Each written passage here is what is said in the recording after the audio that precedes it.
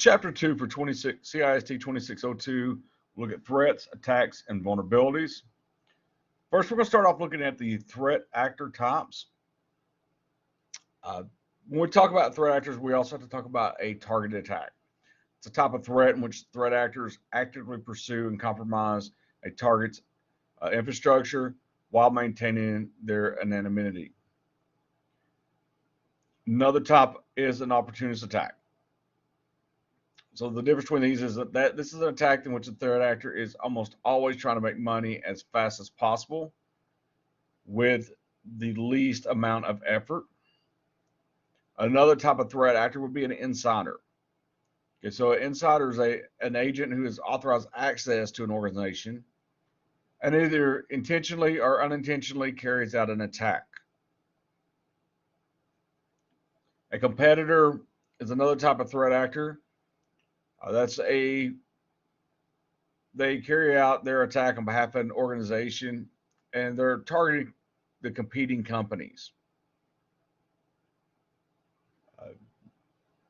One type of threat actor that uses technical knowledge to bypass security or exploit a vulnerability or gain access to protected information would be called a hacker.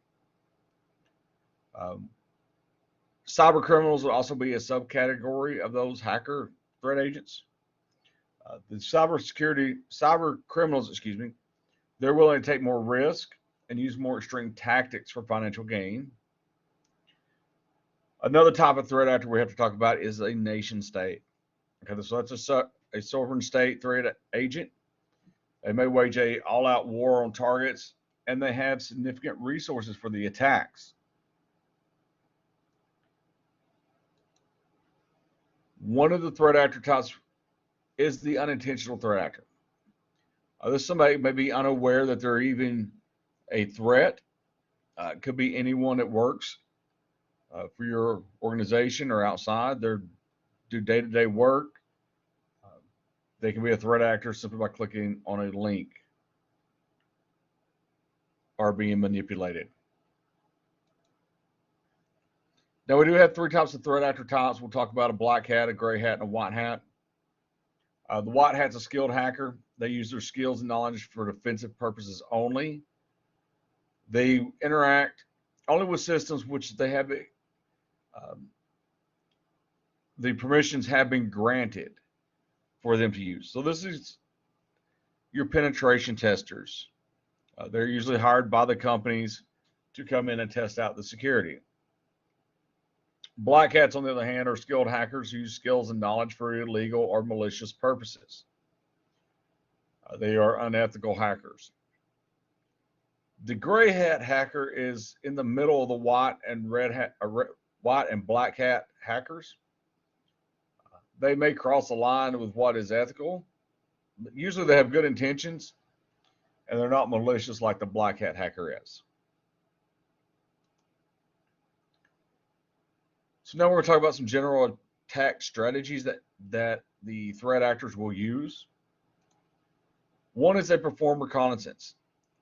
Okay, so this is the process of gathering information about an organization. This includes information about your hardware, your network, individual user information, configuration of your network.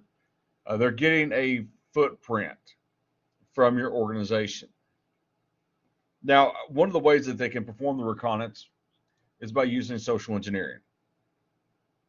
So this is an attack involving human interaction to obtain information or access. So it's the process of manipulating others. They provide the sensitive information. This can be through sympathy or intimidation or dumpster diving, where they literally jump into the company's dumpsters. They're looking for discarded manuals, discarded policies. This is stuff that gives them an insight for what is going on inside the company. So if they get an old policy, they can use that to gather information about, say, the password policy, how long a password is good for. They can find a directory in there. They can gain names to employees. They can also use technical exploits such as port scans or ping sweeps. Port scan, So this is like the Nmap utility. It's a security scanner that the hackers are going to use. It scans the system, looks for what ports are open.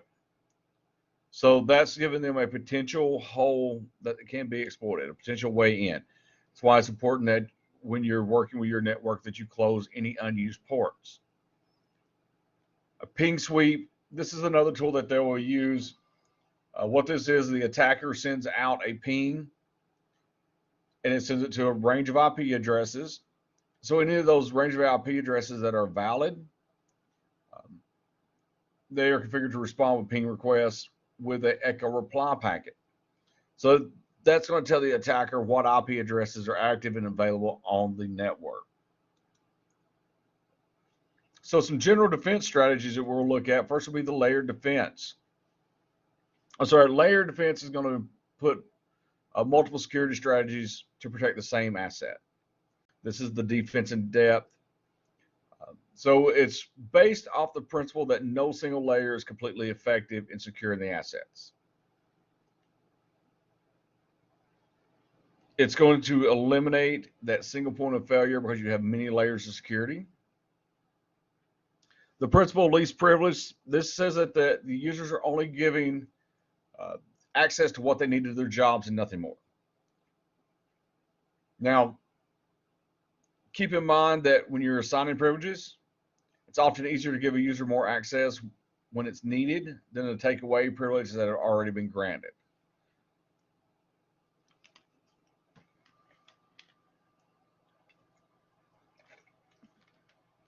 Defense mechanisms with this as well.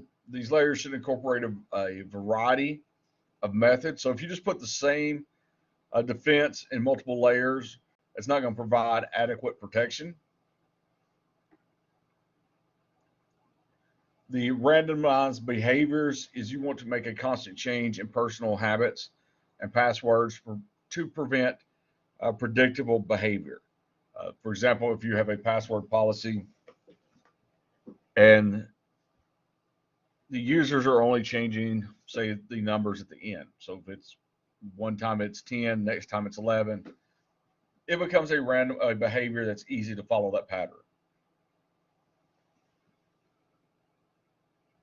You also want to keep things simple. Okay, so you should be able to provide protection with your security measures, but you don't want them to be so complex that it's difficult to understand and use them. Going back to the simple password, for example, if you have a password policy set up that your password has to be 32 characters long, mix of capital, lowercase letters, symbols, numbers, expires every 3 days, and you can't use your last 500 passwords. All right, so that becomes an issue then because just writing that down becomes a security risk. And people are going to write that password down. They're not going to remember that. So by increasing security too much and taking the convenience completely way down, you actually become a security risk with those policies. Next, we'll talk about some different types of malware. Malware, we can define it as software designed to take over to or damage a computer without the user's knowledge or approval. So the first one we'll talk about is a worm. This is a self-replicating malware program. We also have a Trojan horse that we'll talk about. This is a malicious program designed to be disguised as legitimate or desirable software. One type of Trojan is a remote access Trojan, the RAT. That includes a backdoor and allows the hacker administrative control over the target's computer.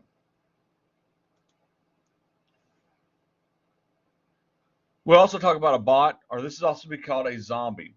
Zombies malware infected computers that allows a remote software updates and controlled by a command and control center. That's going to be called a zombie master. So once again, zombie is also going to be known as a bot. These are commonly used IRC channels, also known as chat rooms, to communicate with the zombie master. This is something that's going to be frequently used to aid spammers can be used to commit fraud, click fraud, excuse me. So one of the types of advertising that is used on the internet is the pay-per-click. So what this is where clickable links for the advertiser on the website. Each time that link is clicked, a charge is generated. So by using zombies or bot computers, they can be used to commit click fraud. They intimidate a legitimate user clicking an ad. So they can also be used for performing denial of service attacks by using the sync flood request.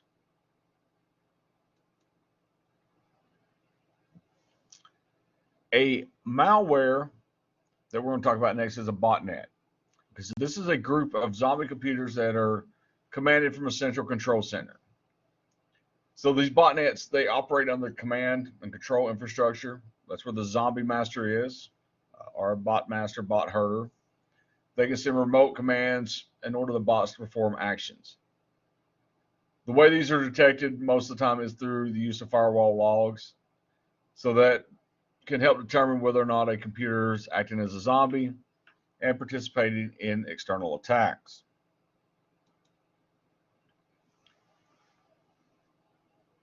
With rootkits, this is a set of programs that allow attackers to maintain hidden.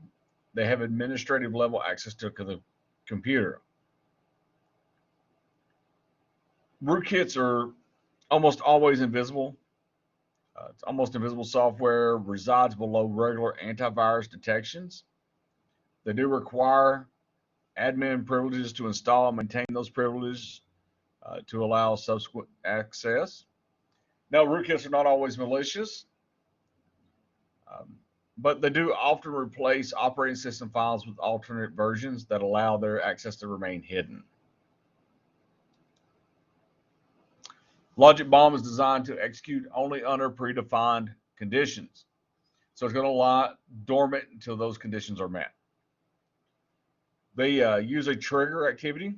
So this could be something that could be a specific date and time, launches the specific launching of a specific program, the processing of specific type of activity. Logic bombs do not self-replicate.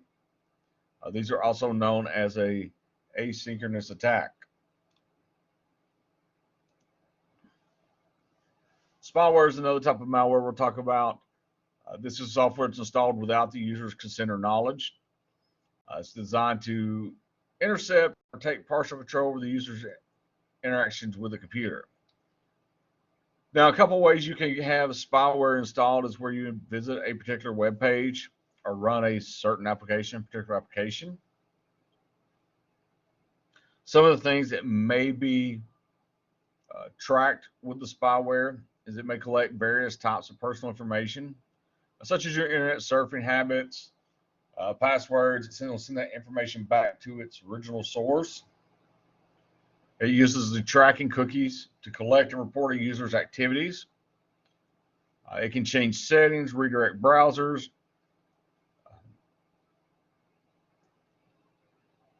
It can just, interfere with your control over the computer.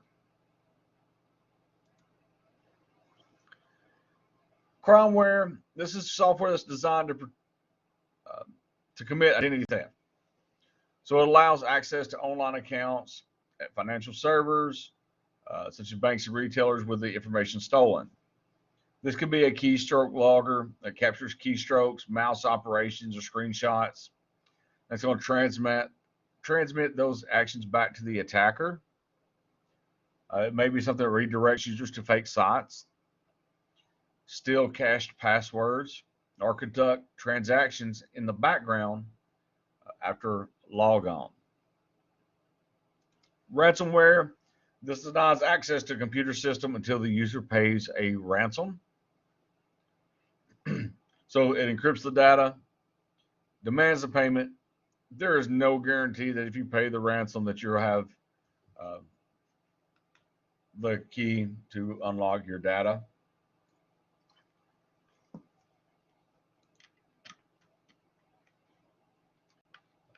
Crypto malware. This is something that's quiet, keeps going, conducts crypto mining, and it eventually wears down the system.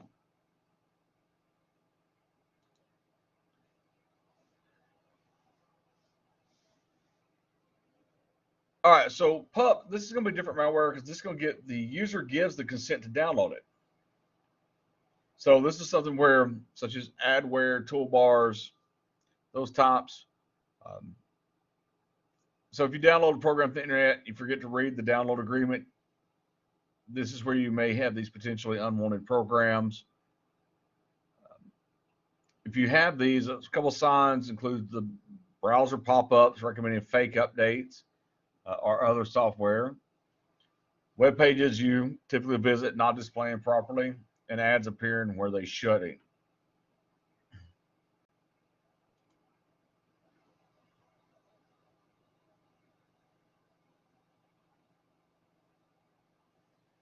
The fileless viruses leave no footprint. This is a legitimate program. They're used as legitimate programs to infect a computer. Now they don't rely on files, so it leaves no footprint. So it's really going to be undetected by most antivirus programs, whitelisting, and other traditional security solutions. And it's going to operate in memory, but it will work in similar ways as traditional viruses. It never touches the hard drive. So what this is the attackers are going to use some type of social engineering scheme to get the users to click on a link, an phishing email. So when that web page opens, the virus goes to the inner recesses of a trusted application, maybe something such as PowerShell or Windows script, host executables.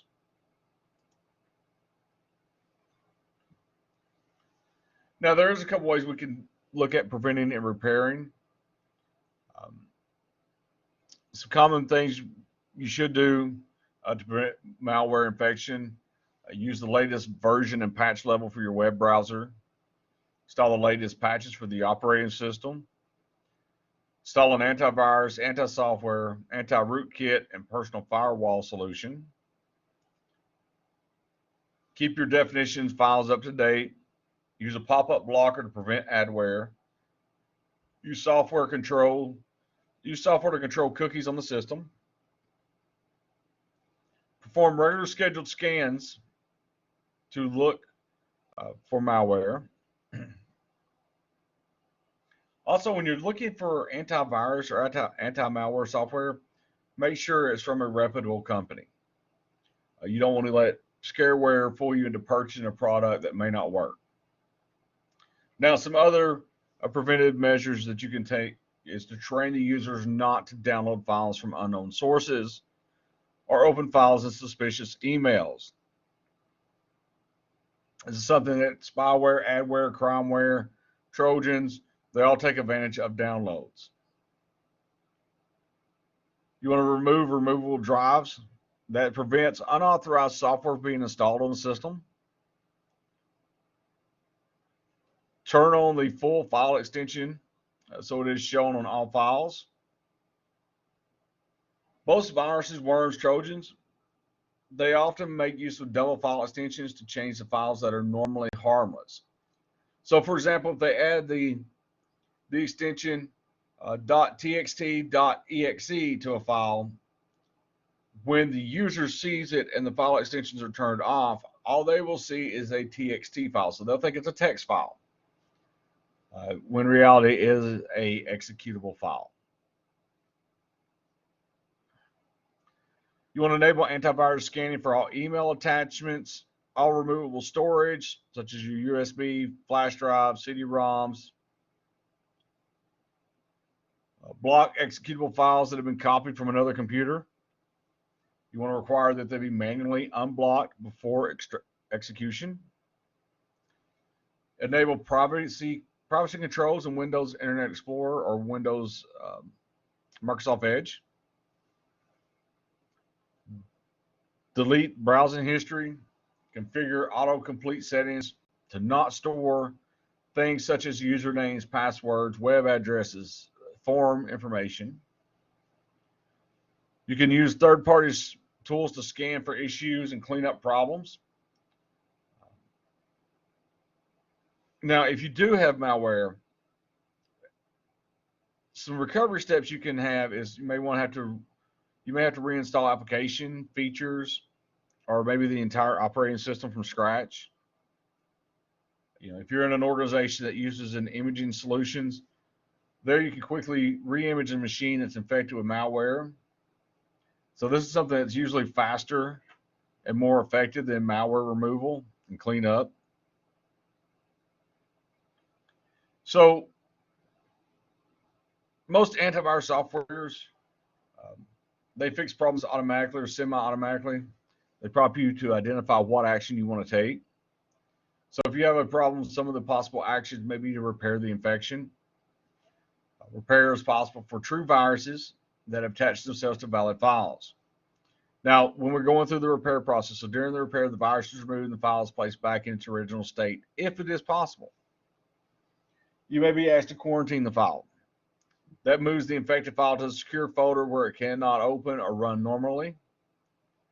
You might quarantine an infected file that cannot be repaired to see if another tool or utility might be able to recover the file at another time. You also ask to delete the file. So if you delete the malicious file, so in this you can delete the worms, Trojan horse programs, spyware, and adware programs.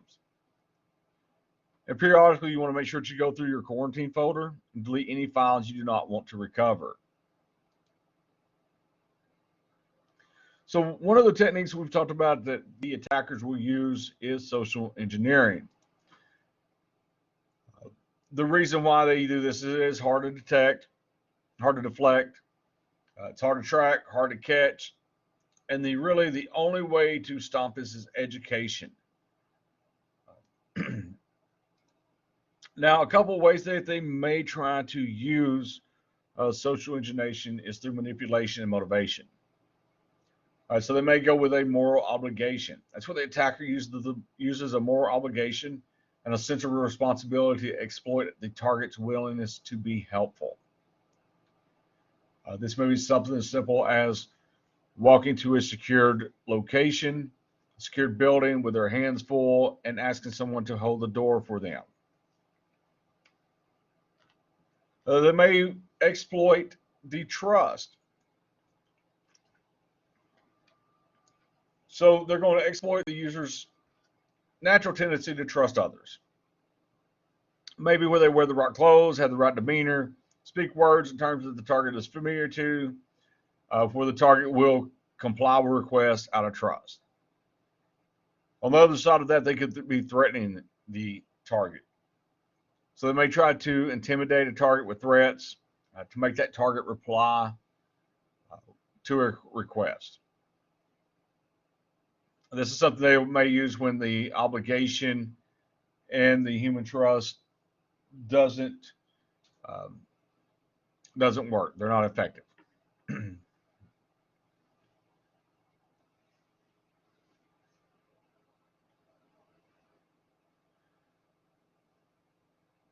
Greed. This is another way that they may use. This is where they offer something for little to nothing.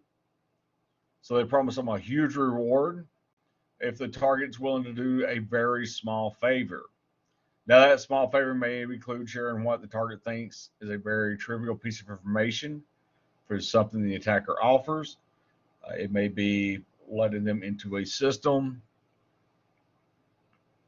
And finally, the last one may be ignorance. So that's where the target's not educated in social engineering tactics and prevention. So in this case, the target's not going to recognize that social engineering is happening. The attacker knows this and is going to exploit that ignorance. Sorry about that. Some of the processes for social engineering include research, development, and then exploitation. So in the research phase, that's where the attacker gathers information about the target organization. They're getting their footprinting. So it's going to take advantage of all resources available to gain that information. This may be going through the target organization's official website, social media, dumpster diving, searching for the employees' names, email addresses, IDs. It may be going through a tour of the organization or other on-site observations.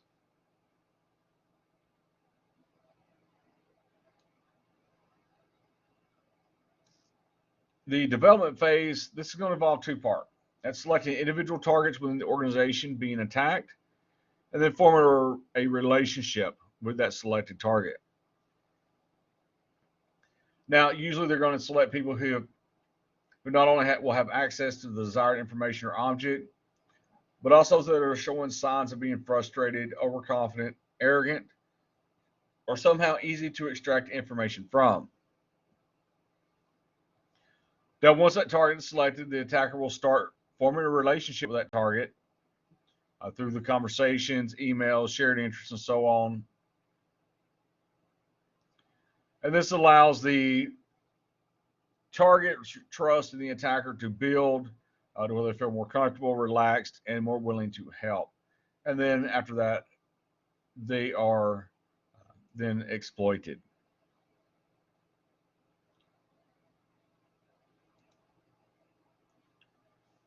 Shoulder surfing, that involves looking over someone's shoulder while that person works on a computer or reviews documents. Now, the purpose of this is to obtain usernames, passwords, account numbers, or other sensitive information. Another type of social engineering attack is eavesdropping. This is where an unauthorized person is listening to a private conversation between employees or other authorized personnel when the sensitive topics are being discussed. And this is used to gather information that should be sensitive.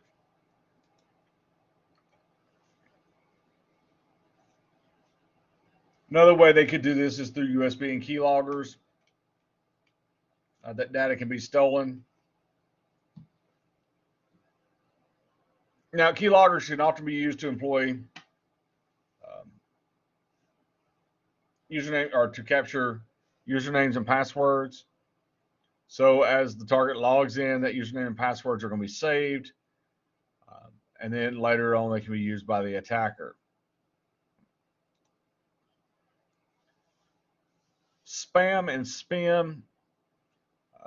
Spam, the attacker sends an email or banner ad. It's embedded with a compromised URL, entices the user to click on it.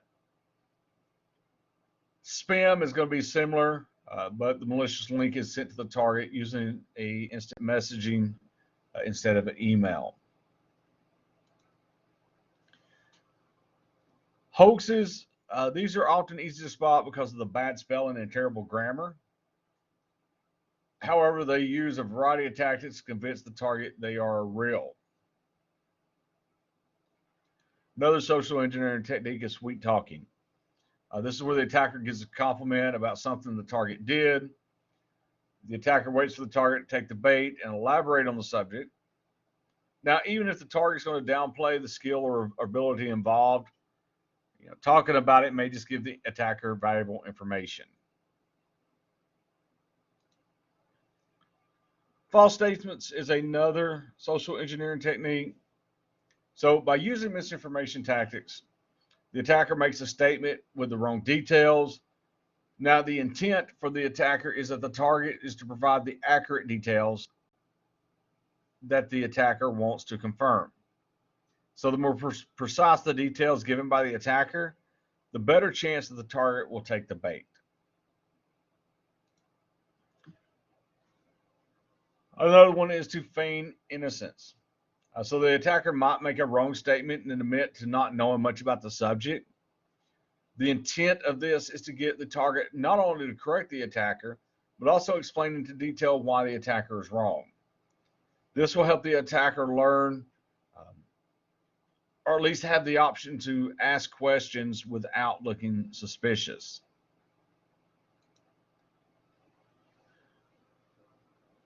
One of the traits of a social engineering attacker is to be a good listener. So in this, the attacker approaches the target and they carefully listen to what the target has to say. They validate any feelings the target expresses. They share similar experiences they've had, which these may be real or they may be fabricated. They also try to be, the point of this is to be relatable and sympathetic.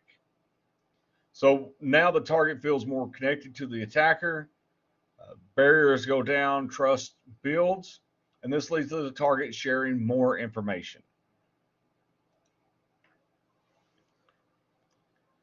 Pretexting is conducting research and information gathering to create convincing identities, stories, and scenarios to be used on selected targets.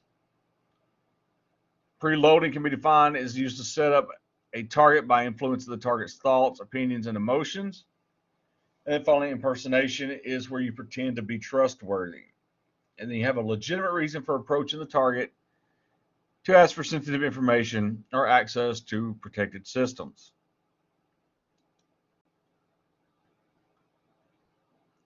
So with this, we also have an interview and interrogation phase. So in the interview phase, the attacker lets the target do the talking, while the attacker mostly listens. So this way, the attacker has a chance to learn more about the target and how to best extract information. So this will then, the attacker leads the interview phase into an interrogation phase. Now, this is something that's most effective when it's done smoothly and naturally, and also when the target feels a connection and trusts the attacker. So in this phase, the attacker talks about the target statements. The attacker is mostly leading the conversation with questions and statements that will flow in the direction the attacker needs to obtain information.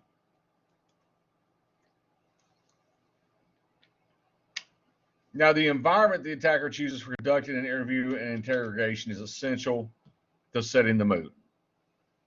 Location should not be overly noisy or overly crowded. It should be relaxing, stress-free setting. It puts the target at ease.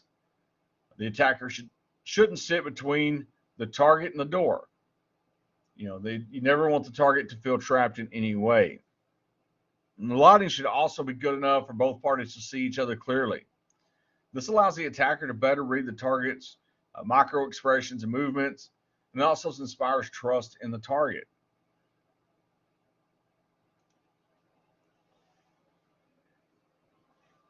We'll now talk about phishing and internet-based techniques for the attackers to use. One of these is phishing. This is one of the most successful social engineering attacks. So with a phishing attack, the social engineer masquerades as a trustworthy source in an electronic communication. So they send out mass emails, they look legitimate, they appear trustworthy. We also have spear phishing. This is where the attacker gathers information about the victim, maybe such as an online bank. The attacker then sends a phishing email to the victim that appears to be from that bank. So the email is going to contain a link, usually that sends the users to a site that looks legitimate. It's intended, though, to capture victims' personal information.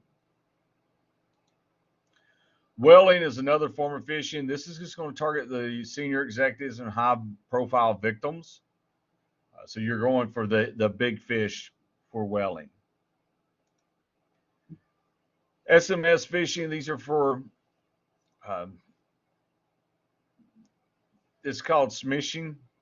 It's where the attacker sends a text message, and it's usually going to have a supposedly urgent topic. It's going to trick the victim into taking immediate action. This message is usually going to contain a link that either installs malware on the victim's phone or extracts personal information. Farming involves the attacker executing malicious programs on the target's computer so that any URL traffic redirects to the attacker's malicious website. This attack is also called phishing without a lure. So the attacker then has access to the user's sensitive data like IDs, passwords, banking details. This is something that usually comes in the form of malware such as Trojan horses, worms, and other similar programs. And this is something that is commonly implemented using a DNS cache poisoning or host file modification. So with the DNS cache poisoning, the attacker launches the attack on the chosen DNS server. Then in the DNS table, the attacker changes the IP addresses of a legitimate website to a fake website. So when the user enters a legitimate URL, the DNS is going to redirect that user to a fake website that's controlled by the attacker. In host file modifications, the attacker sends the malicious code as an email attachment, and that's when the user opens the attachments, then that malicious code executes. Now, many attackers are turning to applications in social networking such as Facebook, Twitter, Instagram to steal identities and information. They may also use social media to scam users. So these are scams that are designed to entice the user to click a link, brings up a malicious site that the attacker controls. Usually that site is going to request personal information or sensitive data such as your email address or credit card number. You'll also see a lot of users on social media, their accounts have been spoofed, where the attacker will take their profile picture. They will take their, for example, Facebook, they'll take their profile picture, they'll take their images that are available, create a new profile in that name, and send out friends requests to their friends. And from there, they'll message their friends once they accept the friends request with a link to their malicious website.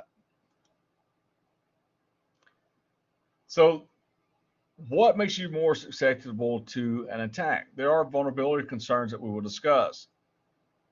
One of these, some of these include, misconfigured devices, weak security configurations, outdated firmware, hard-coded credentials, easy physical access, zero-day vulnerabilities, or unpatched CVEs. So what could this happen? First of all, the zero-day vulnerability, that's software vulnerability that's unknown to the vendor. Okay, they can lead to data loss, which is the loss of files or documents. This can be something that's either accidentally or through malicious acts. Another impact of vulnerabilities could be a data breach that exposes the confidential or protected data. This will be something that can be done either accidentally or through malicious acts. Identity theft is another issue you have to worry about with that could be the impact of the vulnerabilities. So identity theft, once again, it's the crime where the attacker commits fraud by using someone else's name or existing accounts to obtain money or purchase items. We also have to worry about the availability loss. That's the loss of access to computer resources due to networks being overwhelmed or crashing. So those are the impacts of vulnerabilities.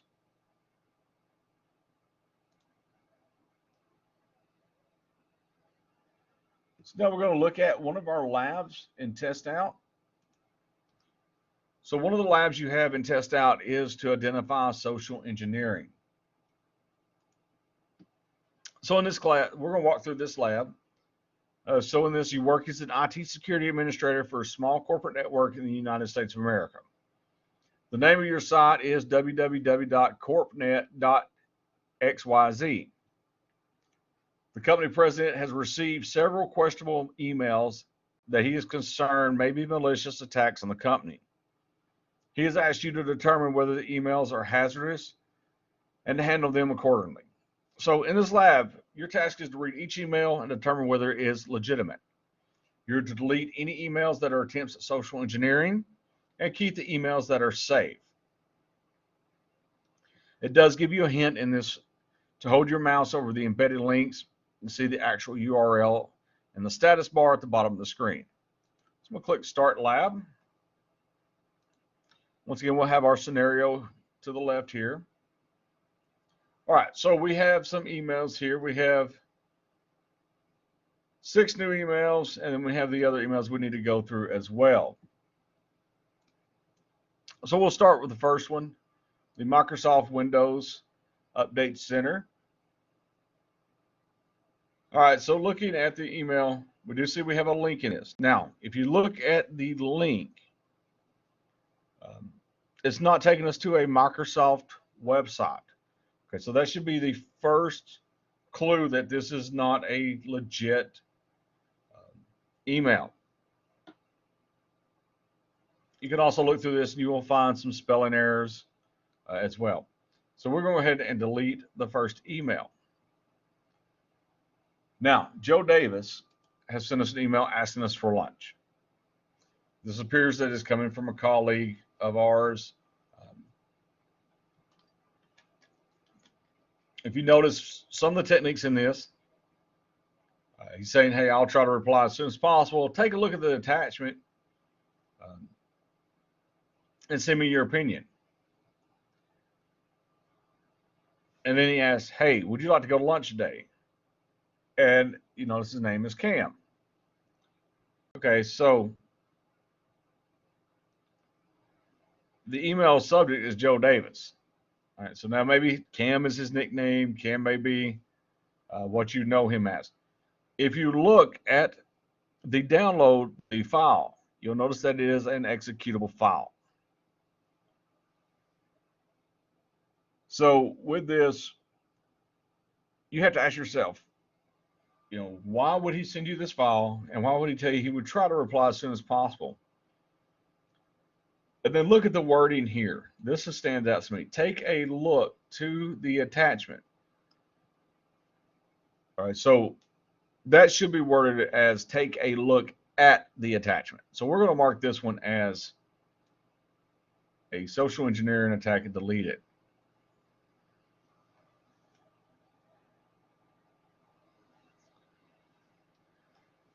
The next one is about executive recruiting.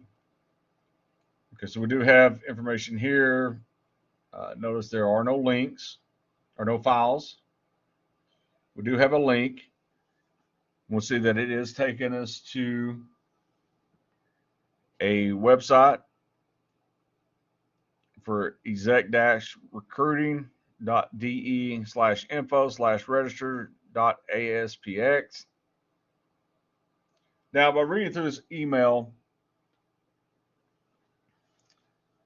this could be something that we're looking at a whaling attempt.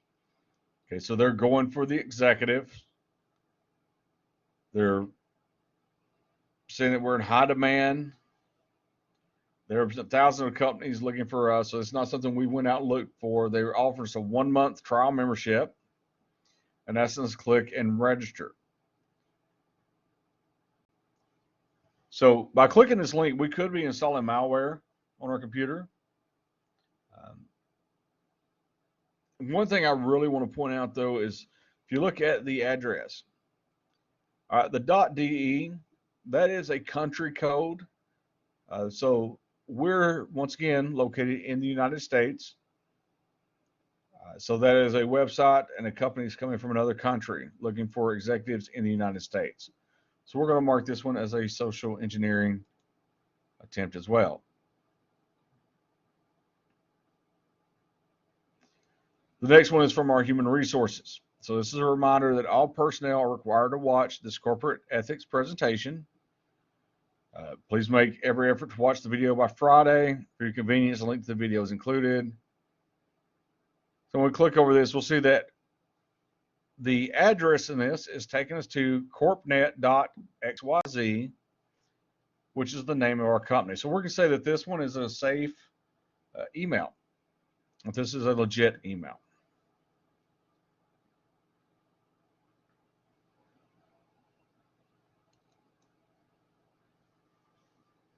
All right, the last one we'll look at here is the online banking department email.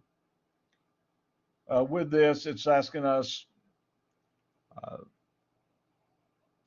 you have unconfirmed payments pending on your account. Please verify your account information for the payments approval. We implore you to follow the link below to verify your account details. Once again, we click on the link, or we look at the link, and it's taking us to a IP address that's not showing us the credit union website. It's taking us to an unknown IP address. Then it's given us a threat here. Keep in mind that banks have your information. They don't need you to verify your information through a link. So we're going to mark this one as a phishing attempt. So once we're finished all of these, we'll come up to Score Lab. We'll see. All right, we've got 4 out of 8. So we completed the ones that we submitted. So we've got those 4 done. We still had some more that we could go through. So once you complete this, you will see that you have your grade will be posted here. And then I'll have an explanation of what you need to do to complete the lab.